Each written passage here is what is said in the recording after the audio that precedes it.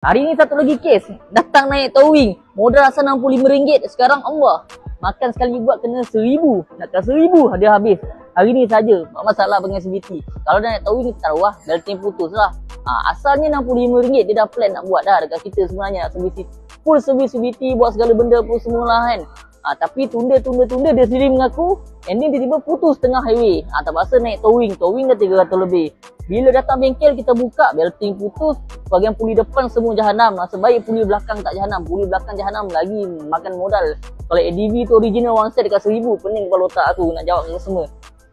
Puli depan dah 300 lebih dah. Roller apa semua, belting apa semua lagi termasuk duit towing ni, dekat RM1,000 dah habis daripada asal RM65. Kalau kamu awal kan settle tak ada masalah pun. Contohlah in case kau tak ada duit pun lah, tak ada duit pun.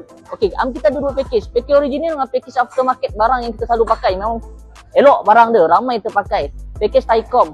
Buka Euclid belting roller. One set semua, siap dengan regrease apa semua, full service gasket. Baru RM183 kalau untuk motor Vario. Duk tunda-tunda tu masalahnya kan. Kalau untuk motor skuter ni tak payah tunda. Datang sampai time, sampai mileage buat. Takut putus tengah jalan tu tak nak pening kepala. Kadang-kadang yang paling teruk lagi, semua one set kena tukar. Itu lagi pening kepala. Customer pening kepala, aku pun pening kepala. Macam mana nak bagi harga kat dia ni. Kalau dia nak original semua one set, keras tu harga dia. Terutama kalau yang Honda. Untuk korang mana yang nak service CVT, tu skuter tu, buatlah.